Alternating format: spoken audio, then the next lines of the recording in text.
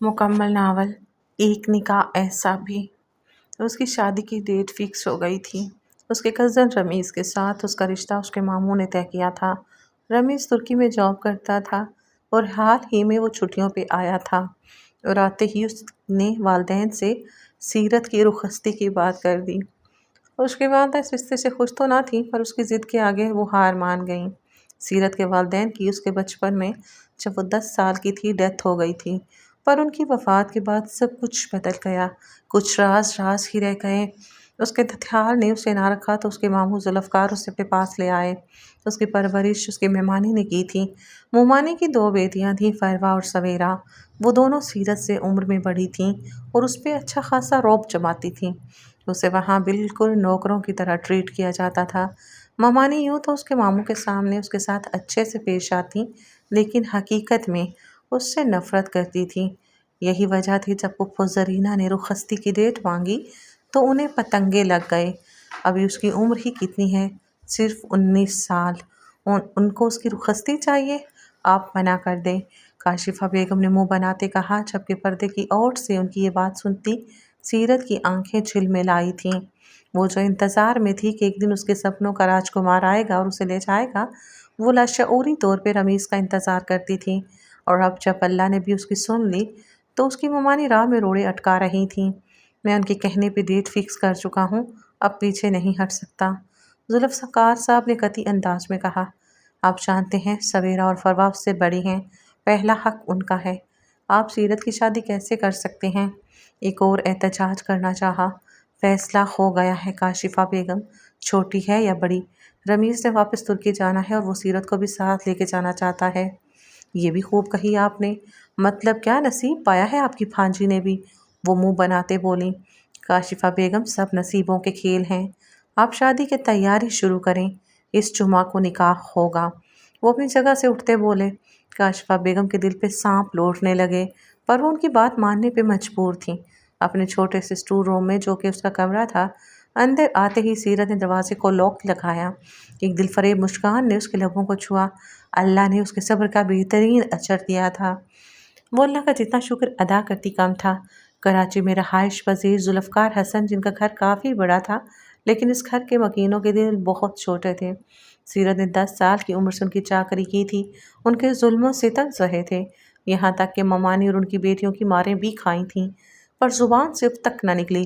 اسے اپنے اللہ پہ پورا یقین تھا، اللہ نے اس صبر کے بدلے اسے بہت بڑا انعام دینا ہے، اور وہ انعام اسے رمیز کی صورت مل رہا تھا، کیونکہ وہ سمجھتی تھی کہ شوہر ہی اپنی بیوی کو عزت و مان دلا سکتا ہے، اور جس دن وہ رمیز کے نکاح میں آتی اس دن اس کا دل رب کے آگے سجدہ ریز ہونا تھا۔ ایک خوبصورت مسکان نے اس کے لبوں کا احاطہ کیا تھا، اپنا چہرہ وہ اپنے دونوں ہاتھوں میں چھپائے شرما گئی۔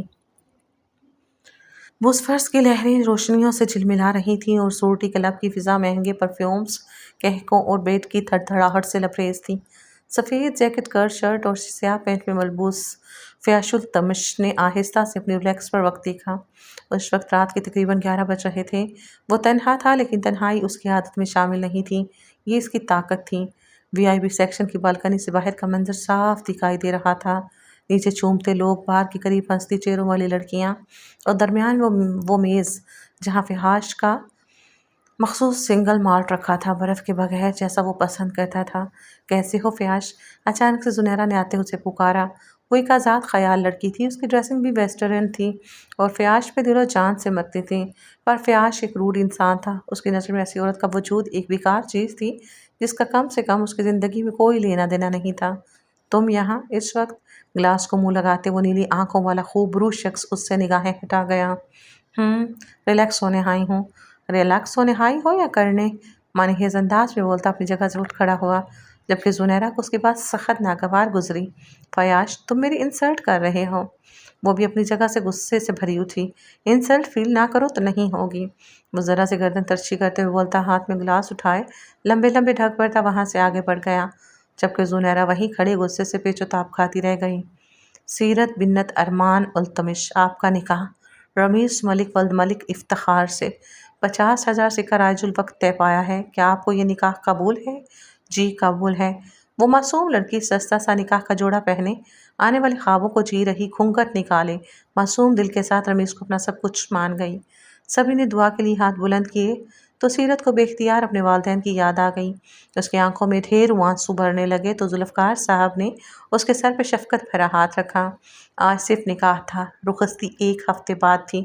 اس کا پاسپورٹ جو ذوالفقار صاحب نے رمیز کے پاکستان آتے ہی اپلائی کر دیا تھا، 2 دن بعد مل جانا تھا۔ اس کے ID کارڈ رمیز کو دے دیا۔ ویزا کے لیے اپلائی کرنا تھا اور امید تھی اسی ہفتے سارا کام ہو جانا تھا اور پھر ساتھ ہی اسے سیدھا ایئرپورٹ کی جانب رخصت کرنا تھا۔ اف، کیا قسمت پائی ہے تم نے، سیدھا ترکی جا رہی ہو عیش کرنے۔ سویرا نے آتے طنز بھرا تیر اچھالنا چاہا لیکن سیرت صرف مسکرائی۔ اس وقت اس کا موڈ بہت اچھا تھا اور وہ ان کی باتوں پہ کوئی بھی ری ایکٹ کر کے اپنا موڈ غارت نہیں کرنا چاہتی تھی۔ زیادہ اترانے کی ضرورت نہیں ہے، یہ ملٹ پلٹ لوگ ہوتے ہیں نا، یہ وہاں جا کر اپنی بیویوں کے ساتھ بہت برا سلوک کرتے ہیں۔ تم بھی کسی خوش فہمی میں نہ رہنا۔ ہو سکتا ہے رمیز نے وہاں ایک اور شادی کی ہو اور تمہیں یہاں سے نوکرانی بنا کے لے جا رہا ہو۔ فروا کی بات پہ سیرت کے چہرے کا رنگ اڑا، اس کے دل کی دھڑکن مدھم پڑی۔ وہ کیسی باتیں کر رہی تھی؟ اس کے دل میں وہم اور وسوسے ڈال کر وہ دونوں بہنیں اس کو اب مینٹلی ٹارچر کرنا چاہ رہی تھیں۔ ایسا کچھ نہیں ہے، مامو جان نے میرا رشتہ طے کیا ہے اور رمیز ایسے نہیں ہے۔ وہ جیسے ان سے زیادہ خود کو تسلی دے رہی تھی۔ تھور کے ٹھور سہانے، جب وہاں جاؤ گی تو پتہ چلے گا۔ فروا اترا کے کہتے ہوئے اس کے کمرے سے باہر نکل گئی کیونکہ اس کا کمرہ ایک سٹور تھا جہاں کوئی زیادہ دیر بیٹھ بھی نہیں سکتا تھا۔ گھٹن سے سانس رکنے لگتی تھی۔ یہ سیرت کی ہی ہمت تھی جو وہ پچھلے تقریباً 9 سال سے اس چھوٹے کمرے میں رہ رہی تھی۔ وہ دونوں بہنیں اسے مینٹلی اسپائل کرتی جا چکی تھیں۔ ابھی تک وہ جہاں خوش تھی اب اس کے دل میں وہم ڈھال گئی تھیں اور وہم کا علاج تو حکیم لقمان کے پاس بھی نہیں تھا۔ رمیز، مجھے ایک بات کی سمجھ نہیں آ رہی، آخر تم کرنا کیا چاہ رہے ہو؟ آنن فانن تم نے سیرت سے نکاح کیا اور اب تم اس کو اپنے ساتھ استنبول لے کے بھی جا رہے ہو۔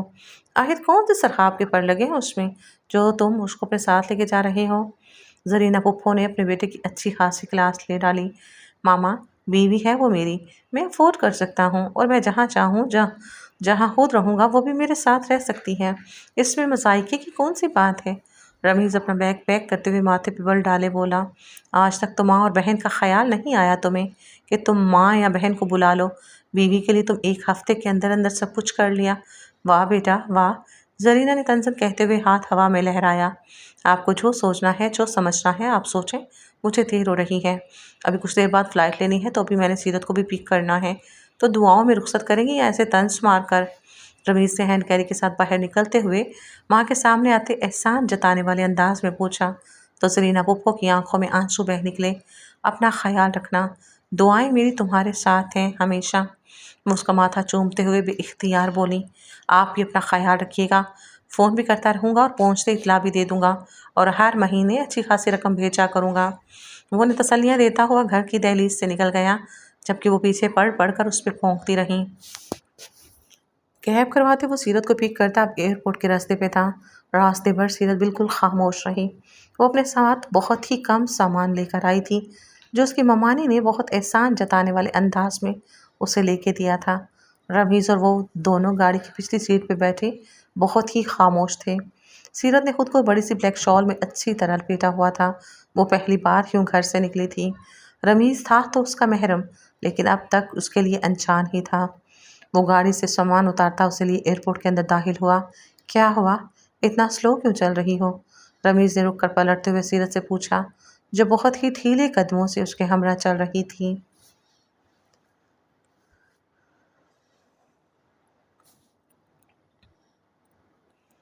سیرت کو سمجھ نہ آئی وہ کس تاثر میں بات کر رہا تھا، پر اب کی بار وہ تیز قدم اٹھاتی اس کے ساتھ چلنے لگی۔ جہاز میں اپنی اپنی نشست پہ بیٹھتے رمیز نے گہرا سانس بھرا جیسے بہت بڑا مارکا اثر کیا ہو۔ سیرت نے گردن پھینک کر ایک نگاہ رمیز کی جانب دیکھا۔ وہ بہت پرسکون ہوتا سیٹ کی پشت کے ساتھ ٹیک لگا کے بیٹھا تھا۔ سیرت کو وہ بہت عجیب سا لگا۔ بھلا کوئی شوہر ایسے بیوی سے لاتعلق کیسے بیٹھ سکتا ہے؟ ایک بار بھی اس شخص نے سیرت کی جانب میٹھی نگاہوں سے نہیں دیکھا تھا، نہ ہی کوئی کلام کیا تھا۔ یوں لگ رہا تھا جیسے وہ اکیلا سفر کر رہا ہو۔ سو جاؤ، کافی لمبا سفر ہے، تقریباً 7 گھنٹے لگ جانے ہیں، تب تک کیسے جاگتی رہو گی تو فریش نہیں رہ پاؤ گی، سو جاؤ، وہ اسے دیکھے بنا کہہ رہا تھا۔ سیرت اس میں اس کی اپنے لیے کیئر سمجھتی شرمیلی مسکان سا چاہ گئی۔ شکر، کچھ تو بولے۔ مجھے تو لگا شاید میں انہیں پسند ہی نہیں آئی۔ وہ دل ہی دل میں خود سے مخاطب ہوتی، اب تھوڑا مطمئن ہوتی، آنکھیں موند گئی۔ استنبول ایئرپورٹ سے نکلتے بھی انہیں اچھا خاصا وقت لگ گیا۔ اب وہ ابر بک کرواتا اپنے فلیٹ کے لیے روانہ ہوا تھا۔ ہائے، یہ حیا کا استنبول، جہان سکندر حیا سلیمان کا استنبول، کہاں کہاں گھومے ہوں گے وہ۔ ناولز کی دنیا میں رہنے والی لڑکی گاڑی سے باہر سڑکوں پہ رواں دواں ٹریفک دیکھتی پرجوش ہوتی سوچ رہی تھی، جبکہ رمیز کے دماغ میں کیا چل رہا تھا وہ معصوم بالکل نہیں جانتی تھی۔ ایک گھنٹے بعد وہ رمیز کے فلیٹ پہ تھے۔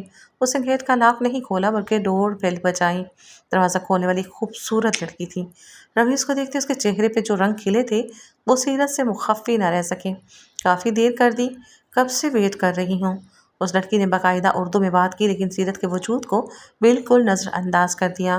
بس تھوڑا لیٹ ہو گیا۔ وہ سامان لیے اندر داخل ہوا۔ سیرت بھی اس کے پیچھے ہی اندر آ گئی۔ اس کا چہرہ جہاں پہلے کھلا ہوا تھا اب مرجھا گیا تھا۔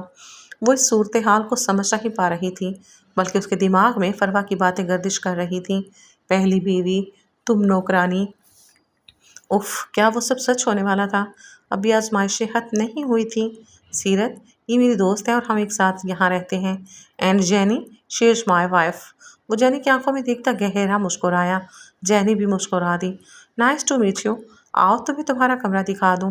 وہ اس کا بیگ لیتے بولی، لیکن میرا کمرہ تو رمیز کا کمرہ ہی ہوگا نا؟ اس کے لبوں سے ایک دم ادا ہوا۔ جینی کے چہرے کے زاویے بگڑے۔ بہت شوق ہے تمہیں رات کو مرد کے ساتھ سونے کا؟ ابھی تمہاری ایج ہی کتنی ہے جو تمہیں مرد چاہیے؟ صبر رکھو، ابھی اسے اپنا کریئر بنانے دو۔ تمہارے ساتھ ایک کمرے میں سوئے گا تو اگلے سال بچہ گود میں ہوگا۔ تو بچہ پالے گا یا تمہیں، یا اپنا کریئر بنائے گا؟ بوجھ بننے آئی ہو اس پہ؟ جینی کی اس قدر کڑوی باتوں کے جواب میں سیرت کا چہرہ دھواں دھواں ہونے لگا۔ سیرت، وہ ٹھیک کہہ رہی ہے، فی الحال ہم الگ الگ رومز میں رہیں گے۔ تم تھوڑی میچور ہو جاؤ، پھر ہم اپنا ازدواجی تعلق بھی بنائیں گے۔ وہ اس کے پاس آتا، نرمی سے بولتا۔ جینی کے الفاظ کا تناؤ کم کرنے لگا۔ وہ خاموش ہی رہی۔ جینی اسے کمرے میں لے جاتے چھوڑ کے خود باہر نکل گئی، جبکہ رمیز تو کمرے میں آیا بھی نہیں۔ اس کی آنکھوں سے آنسو بہنے لگے۔ جینی کے تلخ الفاظ یاد کرتی وہ روئے جا رہی تھی۔ میں بھلا کب رمیز سے تعلق بنانے کے لیے مری جا رہی ہوں؟ لیکن یہ سب باتیں اس لڑکی نے کیوں بولی؟ یہ سب رمیز مجھے ڈائریکٹ کہہ سکتے تھے، اور اس لڑکی کا کیا حق بنتا ہے جو مجھے اتنی باتیں سنائے؟ وہ دل ہی دل میں سوچے چلی جا رہی تھی پر دماغ کام نہیں کر رہا تھا۔ سامان ایک طرف رکھتے وہ فریش ہونے کے لیے باتھ روم کا رخ کر گئی۔ اتنے گھنٹے کے سفر کے بعد اسے نیند تو رج کے آ رہی تھی جبکہ بھوک اڑ گئی تھی۔ باتھ روم سے نکلتے فریش ہوتی وہ اپنا ڈریس چینج کرتی بستر پہ لیٹ گئی۔ اس نے باہر جانا ضروری نہ سمجھا۔ اسے لگا اسے بلا لیں گے، پر وہ بستر پہ لیٹے لیٹے سو گئیں۔ رات کے 2 بجے اس کی آنکھ بھوک کی وجہ سے کھلی۔ وہ ڈر کے اٹھ بیٹھی، کمرے میں بالکل اکیلی تھی۔ اسے خوف سا محسوس ہوا، انجانی جگہ اور اکیلا پن۔ بھوک کی بھی زیادتی ہو رہی تھی۔ وہ مانی بے شک بچا کچا ہی سہی لیکن اسے 2 وقت کی روٹی دے دیتی تھیں۔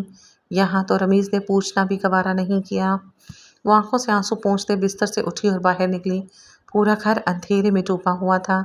اسے تو یہ بھی نہیں پتا تھا کہ کچن کس طرف ہے، پر وہ اندازے سے آگے بڑھ رہی تھی کہ ایک کمرے سے اسے کچھ آوازیں آئیں۔ اس کے قدم تھم سے گئے۔ رمیز، اس لڑکی کو جلدی سے چلتا کرو، وہ ہمارے بیچ نہیں آنی چاہیے۔ اوف میری جان، فکر ہی نہ کرو، بہت جلد اس سے چھٹکارا مل جائے گا۔ تم اور قریب آؤ، کیوں تڑپا رہی ہو؟ ان لمحوں میں ایک ایک لمحہ وہاں تمہاری اس غربت کو مس گیا ہے۔ ایسا ہوتا تو پورے 2 ہفتے لگا کے نہ آتے۔ اس نے نروٹھے انداز میں گلا کیا اور اگلے ہی پل وہ رمیز کے باہوں میں تھی۔ مانہیز آوازوں کو سنتے سیرت تو سکتے میں آ گئی۔ اس کی ہمت نہ ہوئی کہ دروازہ کھول کے اندر جھانکتی یا ان سے کچھ کہتی۔ منہ پہ ہاتھ رکھ کے اپنی سسکیوں کا گلا گھونٹا اور انہی قدموں پہ واپس پلٹتے اپنے کمرے میں آ گئی۔ دروازہ لاک لگاتے وہ پھوٹ پھوٹ کے روتی۔ کیا قسمت پائی تھی، ساری زندگی ممانی اور اس کی بیٹیوں کی خدمتیں کرتی آئی، اور اب شوہر سے ملنے کا وقت آیا تو وہ بھی بٹا ہوا شخص ملا۔ وہ وہیں دروازے کے پاس بیٹھتی پھوٹ پھوٹ کے روتی رہی۔ وہ ماتم کنا تھی۔ ہاں وہ رخصت تو ہوئی تھی لیکن دنیا والوں کی نظروں میں، جبکہ حقیقت میں اس کی شادی نامکمل تھی۔ وہ ہمیشہ کی طرح اپنا دکھ اکیلی ہی سہ رہی تھی۔ اس کا دکھ بانٹنے والا کوئی نہ تھا۔ فیاض، تمہاری دادا تمہیں بہت یاد کرتی ہیں یار، لوٹ آؤ، اپنے دادا فرمان التمش کی آواز سنتا وہ لب بھینچ گیا۔ کب تک یوں ہی تڑپاؤ گے ہمیں یار؟ ایسا بھی کیا گناہ کر دیا پھر جو بول رہا ہوں وہ مان جائیں؟ سنجیدگی سے کہا۔ تم جانتے ہو یہ ممکن نہیں، تمہاری بی جان کبھی راضی نہیں ہوں گی، اور یہ سب بچپن میں طے ہوا تھا، اب ان سب باتوں کا کوئی مقصد نہیں ہے۔ وہ ضد چھوئے اس کی ایک ہی رٹ سے۔ پھر آپ فون کر کے اپنا اور میرا وقت برباد کر رہے ہیں صرف۔ وہ بیزاری سے بولا۔ تم نہیں باز آؤ گے؟ نہ تمہاری بی جان کچھ سمجھتی ہیں اور نہ تم، اور میں بیچارہ بوڑھا پس رہا ہوں بیچ میں۔ اب کی بار وہ غصے سے بولے تو فیاض نے نوک سے مکھی اڑائی۔ یہ ایموشنل بلیک میلنگ کسی اور کے ساتھ کریں شاید فرق پڑ جائے۔ فیاض التمش کی ذات پہ کوئی فرق نہیں پڑنا، کیونکہ فیاض التمش خود غرض ہے اور صرف اپنے بارے میں سوچتا ہے۔ مجھے ابھی ایک میٹنگ کے لیے جانا ہے، بعد میں بات ہوگی۔ وہ کال بند کرتا موبائل ایک طرف پھٹک گیا تھا۔ اپنے چہرے پہ ہاتھ پھیرتا وہ گہری سوچ میں گم ہوا۔ وہ 6 سال کی بچی آج تک اس کے حواسوں سے بری طرح چپکی ہوئی تھی۔ کیسے نکلتی وہ اس کی بچپن کی منقوہ تھی، وہ کیسے اس سے بری الزمہ ہو جاتا، کیسے اسے چھوڑ دیتا، جبکہ وہ آج بھی اسے وہی دل و دماغ میں بٹھائے ہوئے تھا، جبکہ اس کے گھر والے اسے بتا ہی نہیں رہے تھے کہ وہ لڑکی کہاں ہے۔ نکاح نامہ آج بھی اس کے پاس محفوظ تھا اور وہ کسی قیمت پہ اسے چھوڑنے والا نہیں تھا، چاہے کچھ بھی ہو جاتا۔ یہی وجہ تھی کہ سب کچھ پاکستان میں چھوڑ کر یہاں ترکی میں بیٹھا تھا۔ اس نے ایڑی چوٹی کا زور لگایا لیکن اسے اپنی منقوہ کا پتہ نہ چل سکا۔ وہ یہاں اپنے ماموں کا بزنس سنبھالنے آیا، پھر یہیں رہ گیا اور اپنی پڑھائی مکمل کر کے اپنا بزنس اسٹیبلش کر لیا۔ آج وہ اتنا امیر تھا کہ جو چاہے وہ پا سکتا تھا، لیکن اتنا ہی بے بس تھا۔ اپنی منقوہ کو اب تک تلاش نہیں کر پایا تھا اور یہیں آ کے اس کی ہار ہو جاتی تھی۔ اس کے پاس صرف ایک نشانی تھی، اس کا نام اور اس کی کمر کے خم کا وہ تل جو بچپن میں اس نے ایک بار دیکھا تھا۔ وہ درخت پہ چڑھی آم توڑ رہی تھی کہ نیچے اترتے اس کی شرٹ درختوں کی شاخوں میں اتھک گئی اور کمر سے بری طرح پھٹتی چلی گئی۔ اس کی کمر ساری برہنہ ہوئی تھی، وہ بری طرح رو دی۔ سب کزنز نے اس کا مذاق اڑایا۔ اس وقت 15 سالہ فیاض اس 9 سالہ لڑکی کے پاس آیا۔ اس لڑکی کی بیگ تھی، اس کی کمر کے خم، وہ تل وہ دیکھ چکا تھا، پر اگلے ہی لمحے وہ اپنی شرٹ اتار کے اسے پہنا گیا تاکہ کوئی اسے دیکھ نہ لے، کیونکہ وہ اس کی پرواہ کرتا تھا۔ 3 سال سے وہ اس کے نکاح میں تھی اور اس نکاح سے وہ اس کی عزت کا محافظ تھا۔ سیرت گنگ آنکھوں سے دیکھتی رہ گئی۔ سب کی آوازیں بند ہو گئیں۔ فیاض خاندان میں سب سے بڑا بیٹا تھا اور باقی چھوٹے کزنوں پہ اس کا کافی رعب بھی تھا۔ تم لوگوں کو شرم نہیں آتی ایسے کسی کا مذاق اڑاتے ہوئے؟ چلو جاؤ سب یہاں سے۔ ان سب کو بھگا کے وہ اس لڑکی کی جانب مڑا۔ اور تم بلی ہو جو درخت پہ چڑھ جاتی ہو؟ اسے آڑے ہاتھوں لیا۔ سوری فیاض بھائی، وہ سوں سوں کرتے بولی تو اسے گھورنے لگا۔ بھائی نہیں ہوں میں تمہارا، وہ اس کی آنکھوں میں جھانکتا بولا، جبکہ اس کی نیلی کانچ سی آنکھیں فیاض کو آج بھی نہیں بھول پائی تھیں۔ وہ اس کے نکاح میں تھی اور اسے ہر حال میں اسے ڈھونڈنا تھا، چاہے کوئی اس کا ساتھ دیتا یا نہیں۔ دروازہ زور زور سے پیٹا گیا۔ وہ جو ابھی کچھ دیر پہلے ہی سوئی تھی ہڑبڑا کے اٹھی۔ وہ نیچے زمین پہ ہی سو گئی تھی۔ دروازہ ایک بار پھر بجا تو وہ اپنے حواس جگاتی اٹھی تھی۔ سر درد کی شدت سے پھٹتا جا رہا تھا۔ آہ! وہ سر تھامے دروازے کی جانب بڑھی۔ دروازہ کھولا تو سامنے جینی کھڑی تھی۔ اف! کتنا سوتی ہو تم یار، کل شام سے سو رہی ہو؟ جینی نخوت سے منہ بناتے بولی۔ سیرت خاموش ہی رہی۔ اچھا سنو، رمیز آفس کے لیے نکل چکا ہے، میں بھی جاب پہ جا رہی ہوں۔ کچن میں ناشتہ بنا رکھا ہے، لے لینا جب لینا ہوا، اور دروازہ لاک رکھنا، ایسے ہی نہ کھول دینا کسی کے لیے۔ وہ اپنا بیگ کندھے پہ لٹکاتے ہوئے اپنے بالوں کو جھٹکے سے پیچھے کرتے دروازے کی جانب بڑھی، جبکہ سیرت بس اسے جاتا ہوا دیکھتی رہ گئی۔ رمیز آفس چلا گیا بنا اس سے ملے، بنا کوئی بات کہے۔ وہ ایک بار پھر سے دکھی ہوئی۔ اسے لگا وہ ایک گھر کی بیکار چیز ہے جسے رمیز یہاں لا کر پھول جائے گا، اور اسے ابھی تک یہ سمجھ نہیں آ رہی تھی اگر رمیز نے یہاں پہ ایک شادی کر رکھی تھی تو پھر اس نے سیرت سے شادی کیوں کی؟ اس بات کی سمجھ ابھی تک سیرت کو نہیں آ رہی تھی۔ اس کے جانے کے بعد دروازہ لاک لگایا اور فریش ہونے چلی گئی۔ فریش ہو کے اسے پیٹ میں چوہے دوڑتے تنگ کرنے لگے۔ سب باتوں کو مٹی میں چھونک کے وہ کچن کی جانب بڑھی جہاں ٹوسٹ کے 2 پیس اور ہاف کپ چائے رکھا تھا۔ مطلب یہ اس کا ناشتہ تھا؟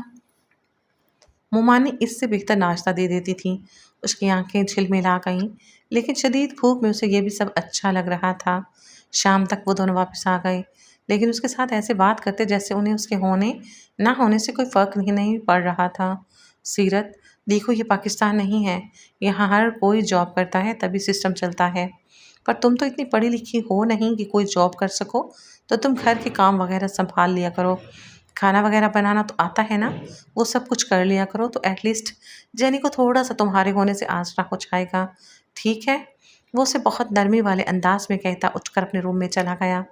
سیرت سب کچھ کچن میں موجود ہے، کیا کیا کرنا ہے کیسے بنانا ہے میں تمہیں بتا دوں گی، ایکسٹرا کوئی چیز ضائع مت کرنا، جو چیز جتنی مقدار میں رکھی ہوگی اسی مقدار میں ہی بنانا، صفائی وغیرہ دیکھ لینا اور لانڈری دیکھ لینا، زیادہ مسئلہ اسی کا ہوتا ہے۔ اور ہاں پلیز واش روم سب کمرے کے صاف کر دینا، مجھے شکایت نہ ملے۔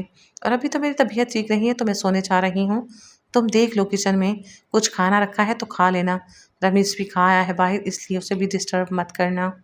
وہ تھکے تھکے انداز میں کہتی رمیز کے ساتھ والے روم میں چلی گئی، جبکہ سیرت گھنگ ہی رہ گئی۔ بھلا کیا وہ نوکرانی تھی جو وہ دونوں اس پہ آرڈر لگا کے گئے تھے؟ لیکن وہ بھی کچھ نہیں کر سکتی تھی، کم پڑھے لکھے ہونے کی وجہ سے وہ اب یہی کام کرنے والی تھی۔ اسے اپنے آپ پہ بہت ترس آیا، پاکستان سے کسی نے اس سے کوئی رابطہ کرنے کی کوشش نہ کی کہ وہ زندہ ہے یا مردہ، آخر کوئی کیسے لاپرواہ ہو سکتا ہے؟ اور کسی پہ تو بھروسہ نہیں تھا، نہ ہی مان تھا، پر اس کے ماموں نے بھی کوئی رابطہ نہیں کیا تھا۔ اس کی آنکھوں سے پھر سے خاموش آنسو بہنے لگے۔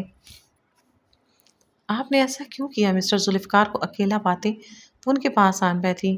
سیرت کو استنبول کے 1 ہفتے سے اوپر ہو چکا تھا، پر کسی نے رابطہ نہ کیا۔ دل میں ایک سوال تھا جو کانٹے کی طرح چپ رہا تھا۔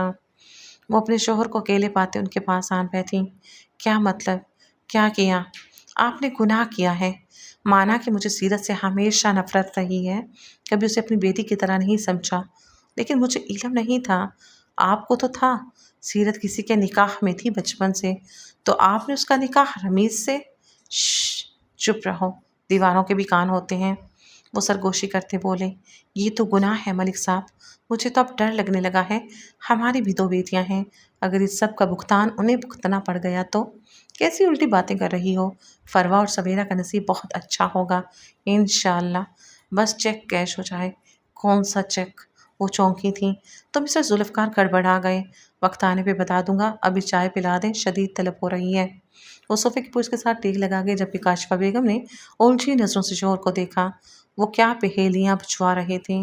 یہ کیا ہے؟ وہ رمیز کے ہاتھ میں شاپر دیکھتی حیرانی سے پوچھ رہی تھیں۔ آج تقریباً 2 ہفتے ہو گئے تھے اسے یہاں آئے، اور آج وہ اس کے لیے کچھ لایا تھا۔ سیرت کو حیرت ہوئی، وہ تو اس سے کلام بھی نہیں کرتا تھا، تو کچھ لانا تو بہت دور کی بات ہے۔ یہ آج تمہارے لیے خاص تحفہ لایا ہوں، مجھے نہیں چاہیے، آپ اپنی پہلی بیوی کو دے دیں۔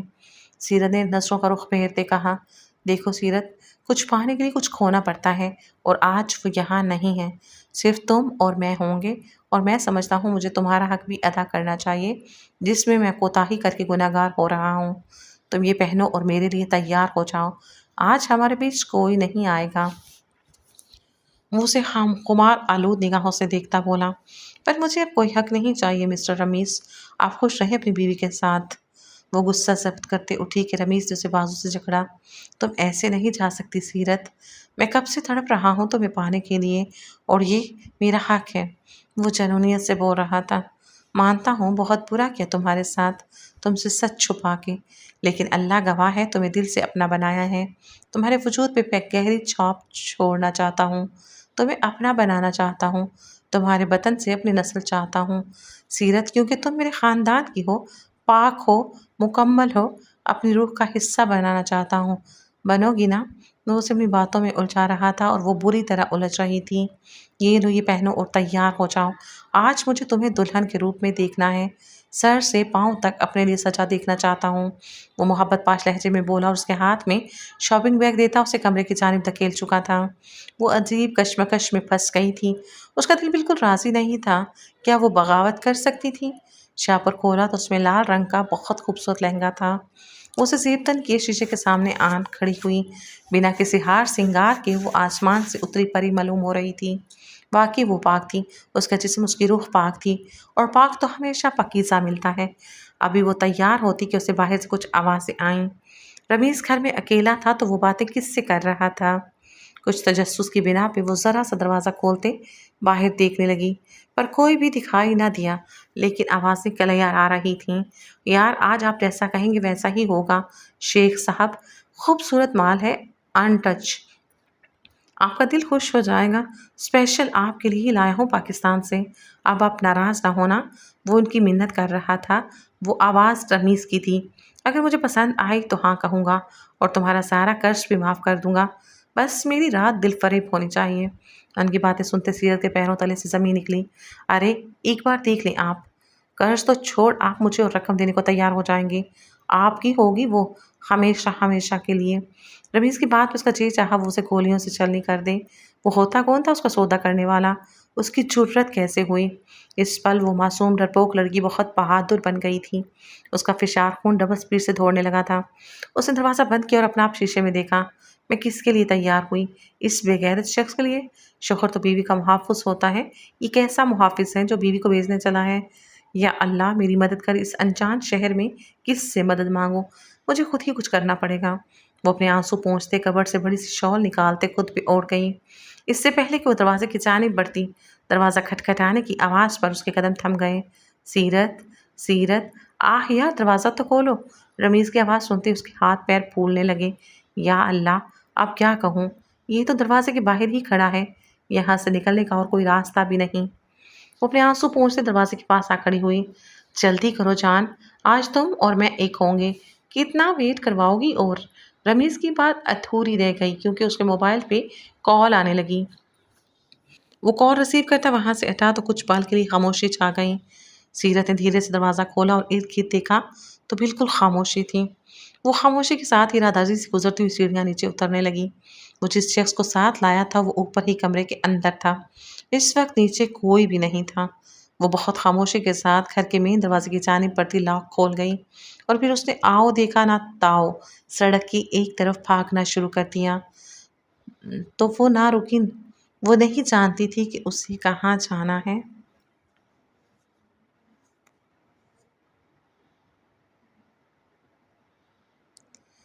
اور یہاں کوئی تھا بھی نہیں جو اس کی مدد کرتا، لیکن اپنی عزت بچانے کی خاطر وہ بھاگ نکلی تھی۔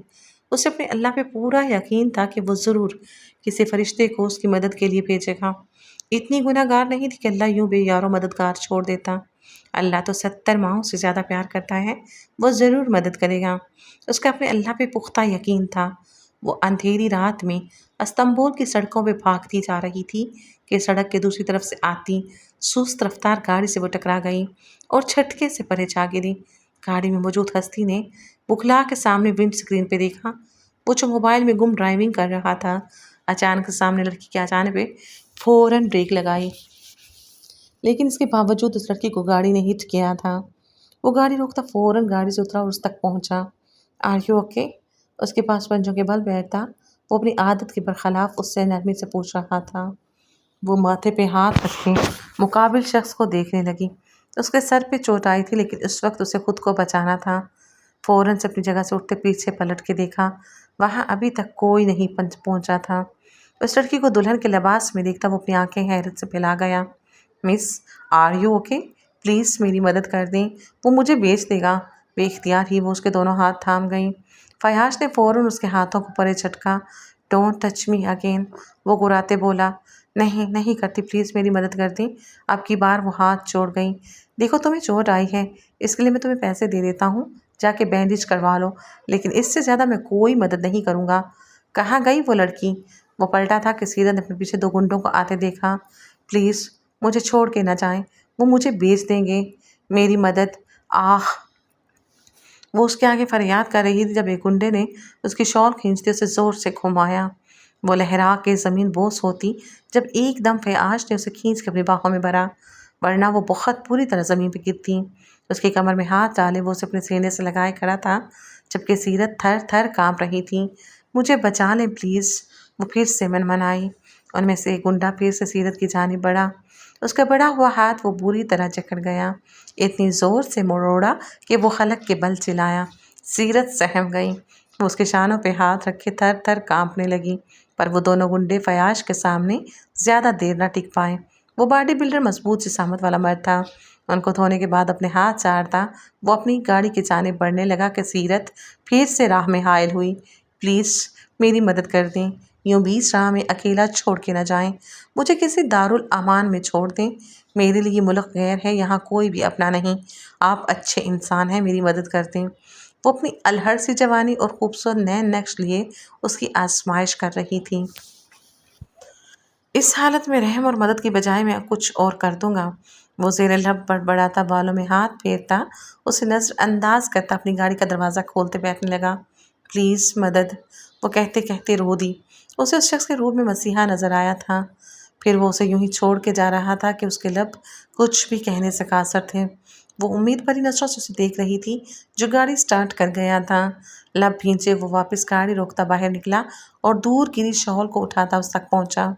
اسے وہ شال خود اڑا دی۔ سیرت اس شخص کو دیکھتی رہ گئی۔ گاڑی کی پیسنجر سیٹ کا دروازہ کھولتے اس سے بیٹھنے کا اشارہ کیا تو وہ دھیرے دھیرے اس کی گاڑی کی جانب بڑھی۔ گاڑی میں بیٹھتے وہ گاڑی سٹارٹ کرتا روڈ پہ ڈال چکا تھا۔ میں کسی کی مدد یوں ہی نہیں کرتا۔ کچھ دیر بعد گاڑی میں فیاض کی آواز گونجی تو وہ گھبرا کے اسے دیکھنے لگی۔ نام کیا ہے تمہارا؟ وہ اچانک سوال کر گیا۔ سیرت۔ فیاض نے جھٹکے سے گاڑی روکی اور اس کی جانب دیکھے چلا گیا۔ پورا نام؟ سیرت ارمان۔ وہ کپ کپاتے لبوں سے بولتی، اس کا شک یقین میں بدل رہی تھی۔ کیا یہ وہی سیرت تھی؟ سوچتے ہوئے فیاض پاگل ہونے کو تھا۔ اس نے گاڑی واپس سٹارٹ کی۔ اب وہ بہت مضطرب دکھائی دے رہا تھا۔ اگر یہی اس کی سیرت تھی تو یہ یہاں کیسے آ گئی؟ کوئی تو بات تھی۔ اسے سب جاننا تھا اور کنفرم کرنا تھا کہ یہ اسی کی سیرت ہے یا کوئی اور۔ اس نے گاڑی گھر کے گیٹ کے اندر داخل کی۔ سیرت تھوڑا گھبرا گئی۔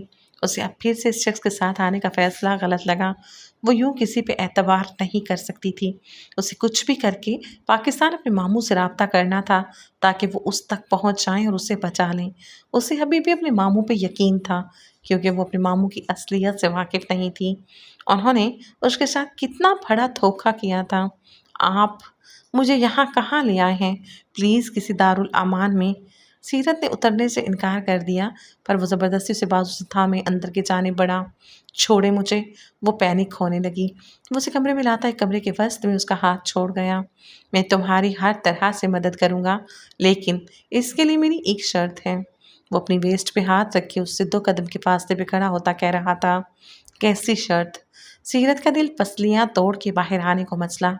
I want to see you without dress right now۔ وہ اس کے سامنے کیسی شرط رکھ گیا تھا، وہ دھنگ رہ گئی۔ تم پاگل ہو؟ سیرت شال کو مضبوطی کے ساتھ اپنے گرد لپیٹے پیچھے کی جانب قدم لینے لگی۔ میں جو کہہ رہا ہوں وہی کرتا ہوں، مدد کروں گا مگر مدد کے بدلے تمہیں خود کو میرے سامنے۔ شٹ اپ، خبردار جو قریب آئے منہ نوچ لوں گی تمہارا۔ سیرت غصے سے گرائی تو وہ ایک ہی جذبے اس کی جانب بڑھتا اس کی شال کو اس کے تن سے جدا کر گیا۔ وہ بری طرح تڑپی۔ اس شخص کو وہ مسیحا سمجھی تھی پر وہ تو لٹیرا نکلا۔ چھوڑو مجھے۔ وہ اسے خود سے پرے دھکیلنے کی کوشش میں اس کے چہرے پہ ناخن سے وار کر گئی۔ دانت پہ دانت جمائے وہ یہ وار سہ گیا۔ وہ اس کا بلاؤز کی ڈوریوں کو کھولا۔ پلیز سٹاپ مت کریں۔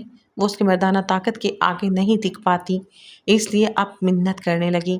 کچھ نہیں کروں گا تمہارے ساتھ، بس خاموش کھڑی رہو۔ وہ زیر لب بولتا اسے الجھا رہا تھا۔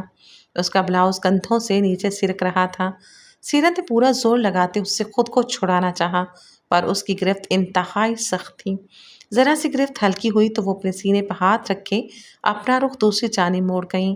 شدت سے آنسو بہاتے وہ اپنے اللہ سے فریاد کرنے لگی۔ فیاض اس کے آنسوں کی پرواہ نہ کرتے اس کی کمر سے وہ بلاؤز ہٹاتا وہ تل دیکھنے لگا جو آج بھی پوری آب و تاب سے جگمگاتا اس کو چڑھا رہا تھا۔ اس دل نے اتنے سالوں سے اس کی نیندیں حرام کی ہوئی تھیں۔ وہ گہرا سانس بھرتا دل ہی دل میں رب کا شکر ادا کرتا اس کا رخ اپنی جانب موڑے شدت سے اپنے سینے سے لگا گیا تھا اور گہرے سانس بھرتا آنکھیں میچ گیا۔ چھوڑو مجھے۔ وہ ایک دم اسے دھکا دیتے پیچھے ہٹی۔ خبردار جو میرے قریب آئے جان لے لوں گی تمہاری۔ وہ اس وقت بپھری شیرنی لگ رہی تھی۔ فیاض دھیرے سے مسکرایا۔ میں تمہارے قریب آنے کا حق بھی رکھتا ہوں، تمہیں چھونے کا، تمہیں سمانے کا، تم چاہ کے بھی مجھے روک نہیں سکتی۔ وہ 2 قدموں کا فاصلہ مٹاتا اس کے بے حد نزدیک جا کھڑا ہوا کہ وہ پیچھے ہوتے سیدھا دیوار میں جا سمائی۔ ہراس نظروں سے اسے دیکھنے لگی۔ سیرت، میری سیرت، فاش کی سیرت ہو تم۔ وہ اس کے گال کو پیار سے چھوتا بول رہا تھا۔ سیرت نے غصے سے اس کا ہاتھ چٹکا۔ دور رہے مجھ سے، ورنہ ورنہ کیا؟ وہ اس کی آنکھوں میں جھانکنے لگا۔ بیوی ہو میری، منکوہا ہو، کیسے پیچھے ہٹوں؟ اتنے عرصے کا انتظار ہے، آج وہ انتظار ختم ہوا تو پیچھے ہٹ جاؤں؟ امپاسبل۔ وہ ماتھے پہ بل ڈالے بولا۔ کیا کیا بکواس کر رہے ہو؟ میں شادی شدہ ہوں۔ 15 دن پہلے میرا نکاح ہوا رمیز کے ساتھ۔ وہ مجھے یہاں لے آیا۔ آپ کو کوئی غلط فہمی؟ رمیز نے تمہیں چھوا؟ اس کے نکاح کا سنتے وہ پاگل ہوا تھا۔ وہ اس کے نکاح میں تھی تو وہ کیسے نکاح پہ نکاح کر سکتی تھی؟ یقیناً جو بھی ہوا اس لڑکی کی لا علمی میں ہوا۔ لیکن کیا اس شخص نے اس کے ساتھ؟ سیرت کی آنکھوں سے آنسو بہہ نکلے۔ کیوں بتاؤں تمہیں؟ دور۔ سیرت، وہ تھاڑا تھا کہ سیرت سہم گئی۔ اس شخص نے تمہیں چھوا؟ سوال دوبارہ دہرایا گیا۔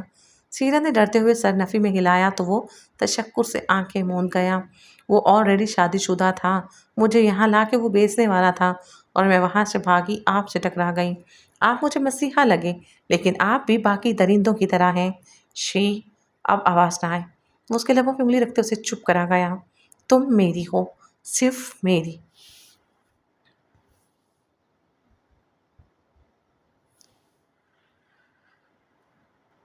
ہمارا بچپن کا نکاح ہوا ہے۔ میرے مرحوم چچا ارمان التمش کی بیٹی ہو تم۔ ایک ہی گھر میں رہتے تھے ہم۔ 6 سال کی تھی اور میں 12 سال کا جب ہمارا نکاح ہوا، اور اس کے بعد 10 سال کی تھی جب چچا جان اور چچی جان کی ڈیتھ پہ تمہارے ماموں لے گئے۔ وہ تمہیں لے کے ایسے غائب ہوئے کہ اتنے عرصے سے ڈھونڈ رہا ہوں تمہیں، اور ملی تو یہاں استنبول کی سڑکوں پہ بھاگتی ہوئی۔ وہ خود پہ ہنسا تھا جبکہ سیرت گنگ رہ گئی تھی۔ ایسا ناممکن ہے، جھوٹ بول رہے ہیں آپ، میں نہیں جانتی آپ کو۔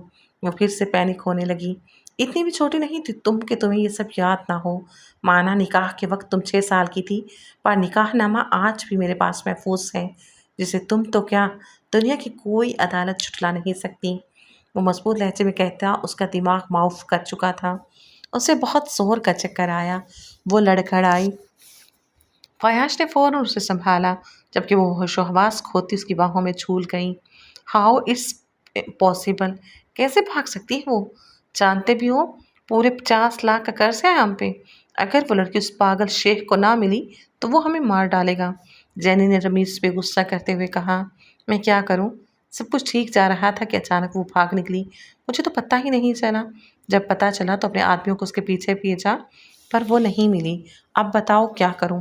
اس کو یہاں لانے کی خاطر اچھا خاصا خرچہ کیا ہے میں نے۔ اب وہ بھی گیا، کہاں تلاشوں اسے؟ رمیز پاگل ہونے کے در پہ تھا۔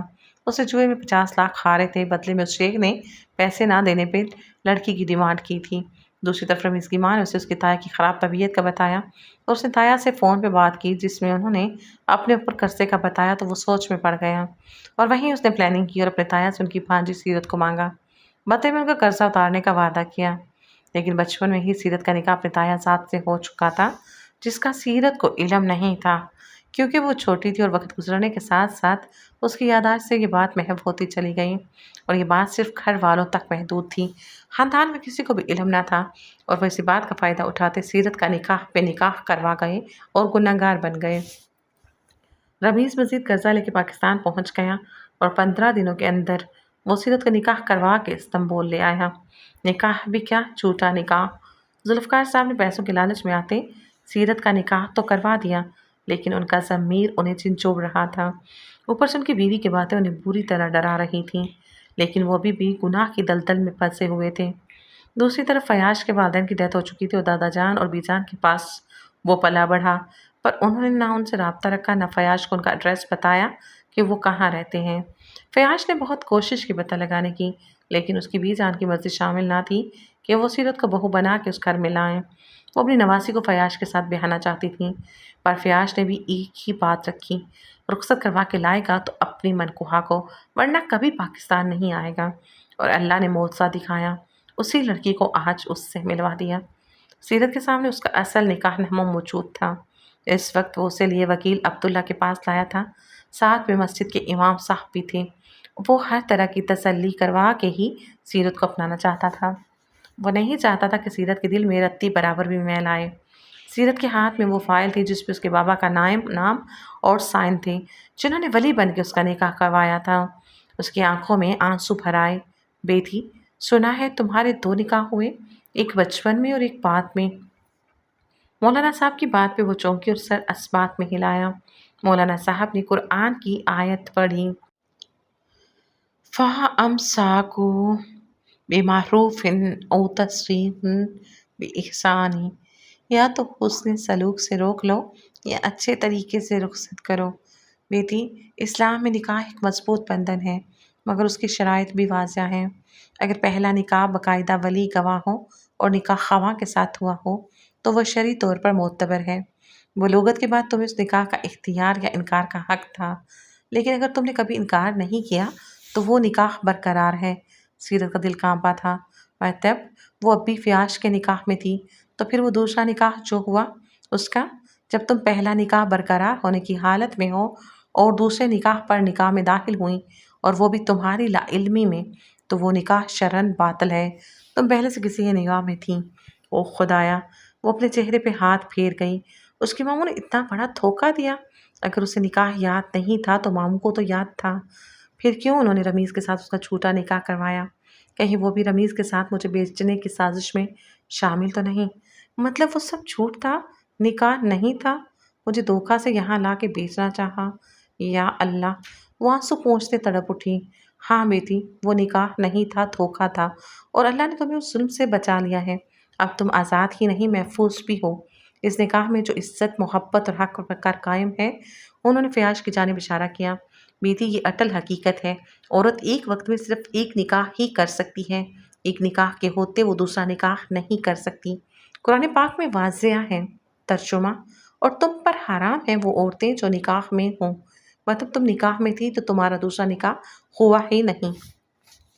مولوی صاحب کی بات پہ فیاش نے مسکراتے گہرا سانس بھرا۔ وہ آج بھی اس کی تھی، صرف اس کی تھی۔ زندگی بہت سخت موڑ پہ وہ اسے ملی تھی۔ بیٹا، کیا تم اس نکاح کو قائم رکھنا چاہتے ہو؟ مولوی صاحب کے سوال پہ فیاش نے سیرت کا ہاتھ پورے حق سے تھاما۔ میں اب سے نہیں، جس دن سے ہمارا نکاح ہوا ہے تب سے اس نکاح کو دل سے مانتا ہوں اور اسے اپنی بیوی۔ میں بلوغت کی عمر میں تھا اور مجھے اپنا نکاح اچھے سے یاد ہے جو ہمارے ولی ہمارے بابا نے کیا، اور میں دل و جان سے اس نکاح کو نبھانا چاہتا ہوں۔ اس نے ایک ایک لفظ دلی شدت سے کہا۔ اور بیٹی، آپ کا موقف کیا ہے؟ مجھے اسلام کی روح سے چلنا ہے، وہ دھیرے سے بولی۔ پھر آپ دونوں اس نکاح میں اب بھی قائم ہیں، کیونکہ آپ دونوں ہی اس نکاح کو رد نہیں کر رہے۔ مولانا صاحب کے کہنے پہ وہ دونوں ایک دوسرے کو دیکھنے لگے۔ وہ اسے لیے باہر آیا اور اس کا ہاتھ بالکل نہ چھوڑا۔ وہ اسے پورے حق سے لیے گاڑی کی جانب بڑھا تھا۔ سیرت، مجھے اس شخص کا ایڈریس دو، میں اسے… مجھے نہیں پتا کچھ بھی۔ سیرت نے آنسو پونچھ سے سیرت کی پشت کے ساتھ ٹیک لگائے اور آنکھیں موند لیں۔ فیاش نے بھی اسے نہ چھیڑا۔ وہ واقعی ابھی ڈسٹرب تھی۔ اچانک سے سب بدل گیا تھا۔ اسے قبول کرنے میں تھوڑا وقت لگنا تھا اور فیاش اسے وہ وقت دینے کا ارادہ رکھتا تھا۔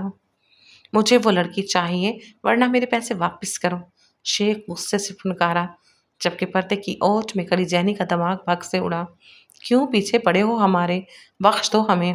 رمیز اس لڑکی کو ڈھونڈ کے کر دے گا تمہارے حوالے، تھوڑا وقت تو دے دو، وہ ضبط کرتے چلائی، جبکہ شیخ نے اسے سر سے پیر تک دیکھا۔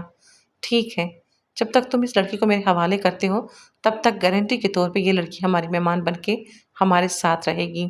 وہ جینی کو قبضے میں لے گیا اور اپنے آدمیوں کے حوالے کیا۔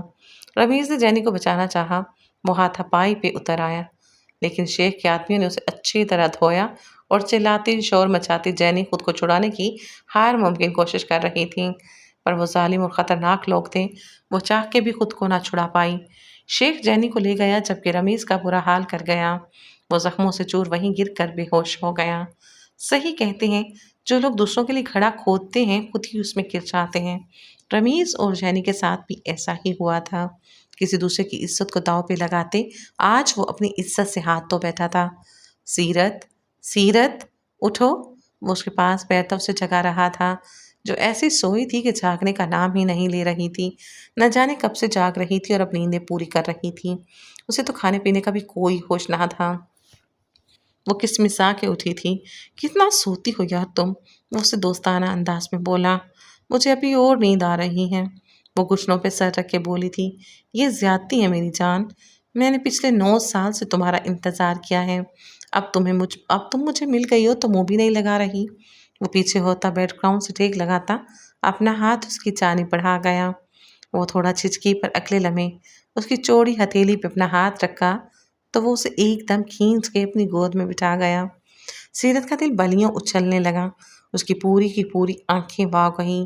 ساکن نظروں سے وہ فیاش کو دیکھنے لگی۔ ایسے نہ مجھے تم دیکھو، سینے سے لگا لوں گا۔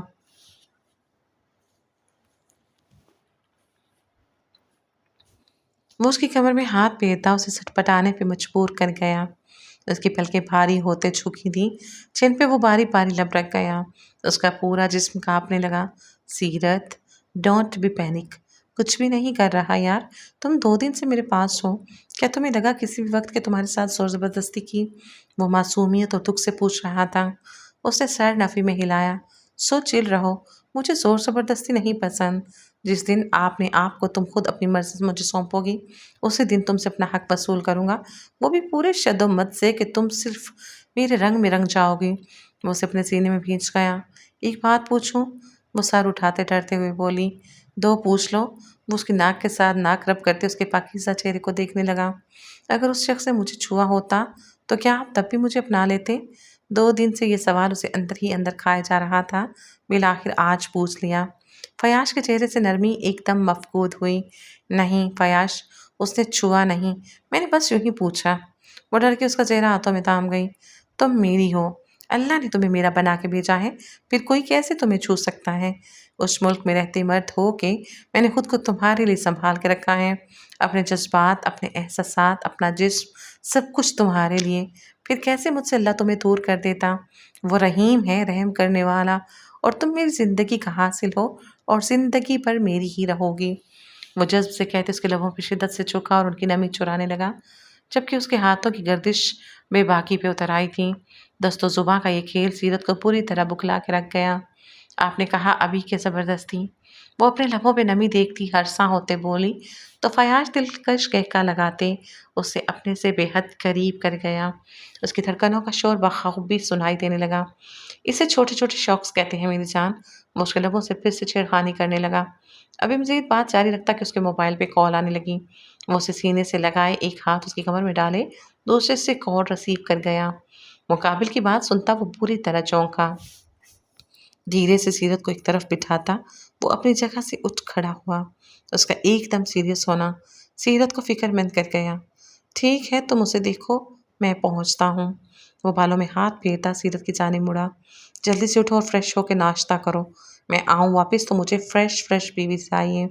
وہ اسے ہاتھ بڑھا کے اپنے مقابل کھڑا کرتا ماتھے پہ لب رکھتے بولا، کبڑ میں خاص ڈریس رکھا ہے تمہارے لیے، دل چاہا تو ضرور پہننا۔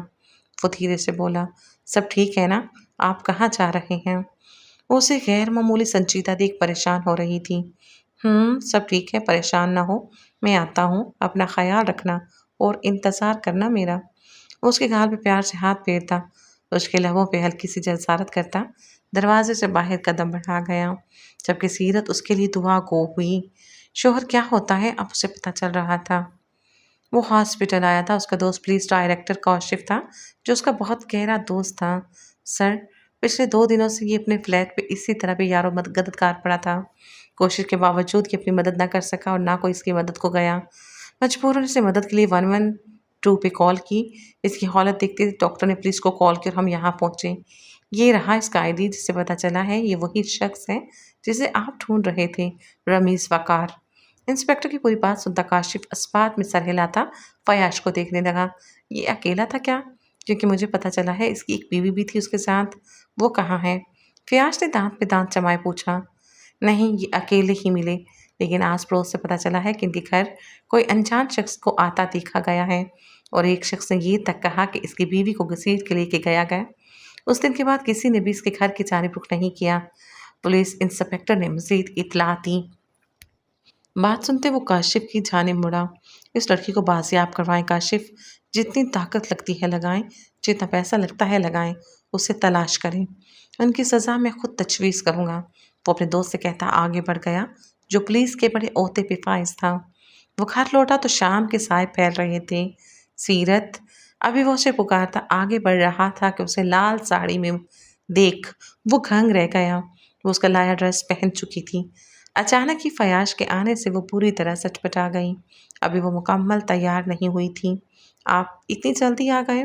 وہ گھبرائی شرمائی سے رخ پھیر گئی، جبکہ فیاض ٹرانس کسی کیفیت میں اس کی جانب بڑھتا، اس کے کمر میں ہاتھ ڈالے اپنی طرف موڑتا، باہوں میں بھر گیا۔ سو بیوٹیفل، جان سے مارنے کا ارادہ ہے کیا؟ وہ خمار آلود لہجے میں بولتا، اس کے لبوں پہ جسارت کر گیا۔ آپ کو جلدی نہیں آنا چاہیے تھا۔ وہ پھر سے ناراضگی سے بولی۔ اف، اب ان اداؤں سے گھائل کرنا چاہتی ہو تو یہ فیاض التمش اپنی پیار سی کم سن بیوی کا دیوانہ ہو چکا ہے۔ وہ دونوں ہاتھوں میں اس کا چہرہ تھامے اس بار پوری شدت سے اس کے چہرے پہ جھکا تھا۔ سیرت نے گھبرا کے اس کے کالر کو مٹھی میں دبوچا۔ وہ اسی لیے بستر پہ گرا تھا، اس کی کمر کے خم پہ موجود تل کو اپنا نشانہ بنایا۔ وہ سسک اٹھی۔ وہ اسے اپنی باہوں میں بھرے اس کے وجود پہ چھاتا چلا گیا۔ بہت تھک سا گیا تھا جان، تمہارے وجود نے میری ساری تھکن اتار دی۔ وہ اس کے بالوں میں ہاتھ پھیرتا دھیرے سے بولا تو وہ اس کے سینے سے سر اٹھاتے اسے دیکھنے لگی۔ وہ دل ہی دل میں اللہ کا شکر ادا کر رہی تھی جس نے اسے اکیلا نہیں چھوڑا تھا اور اس سے کوئی جانے انجانے میں گناہ سرزد نہیں ہوا۔ فیاض نے جیسے اسے سمیٹا وہ خود پہ رشک کرنے لگی تھی۔ وہ اسے لے کے جنونی اور شدت پسند ہوا تھا، لیکن اسے تکلیف نہیں دی تھی۔ وحشیوں کی طرح چنچوڑ کے نہیں رکھا تھا، بہت نرمی سے اپنی روح کا حصہ بنایا تھا۔ آگے ہوتے وہ اس کے ماتھے پہ بوسہ دے گیا۔ میں اللہ کا اس تحفے پر شکر گزار ہوں فیاض، آپ مجھے ملے، ورنہ میرا نہ جانے کیا ہوتا۔ وہ رندی آواز میں بولی، خبردار، آنسو نہیں، مجھے تمہاری آنکھوں میں اب آنسو نہیں، چہرے پہ مسکان چاہیے۔ وہ اس کے لیے پھر سے بے چین ہوتا، اس کا سر تکیے پہ رکھتا، اس پہ سایہ فگن ہوا اور سیرت نے دل سے خود کو اسے سونپ دیا۔ اس وقت وہ دونوں ارجنٹ فلائٹ سے پاکستان پہنچے تھے۔ فیاض کی بی جان ہاسپٹل میں تھی، ان کا بلڈ پریشر اچانک شوٹ کر گیا تھا۔ وہ فیاض کو یاد کر رہی تھیں۔ بی جان کی محبت کی کھچ پڑی تو وہ رہ نہ سکا۔ اب کیسی ہیں بی جان؟ وہ دادا جان کے گلے لگتا فکر مندی سے پوچھ رہا تھا۔ ایئرپورٹ سے سیدھا وہ یہیں آیا تھا، اب بہتر ہیں کچھ۔ بہت یاد کیا ہے تمہیں ظالم انسان، وہ ناراضی سے بولے۔ اب آ گیا ہوں نا، اب نہیں جاؤں گا چھوڑ کے۔ وہ ان کی گال پہ شرارت سے بوسہ دیتا مسکرا کے بولا، جبکہ اب ان کی نگاہ سیرت پہ اٹھی۔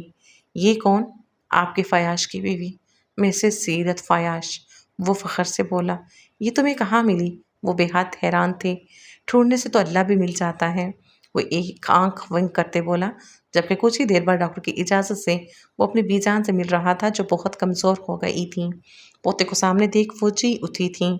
سیرت کو دیکھ وہ چپ سی ہو گئی، لیکن پھر فیاض کے واپس آنے کی خوشی اتنی تھی کہ وہ سب کچھ بھولا بیٹھیں۔ اتنے سال بعد اس نے اپنا چہرہ دکھایا تھا، اب وہ اسے جی بھر کے دیکھنا چاہتی تھی، اس لیے سیرت پہ کوئی خاص توجہ نہ تھی۔ وہ چپ چاپ ایک طرف کھڑی تھی کہ فیاض نے اسے قریب بلایا۔ ملو بھی جان سے، تمہاری دادی بھی ہیں اور دادی ساس بھی۔ وہ ایک آنکھ ونک کرتا بولا تو وہ آگے ہوتی انہیں جھجکتے ہوئے سلام کر گئی۔ کچھ نروٹھے انداز میں وہ اپنے پوتے کی خاطر اس کے سر پہ ہاتھ رکھ گئیں۔ ایک شوہر کیسے اپنی بیوی کی عزت کرواتا ہے وہ آج دیکھ رہی تھی۔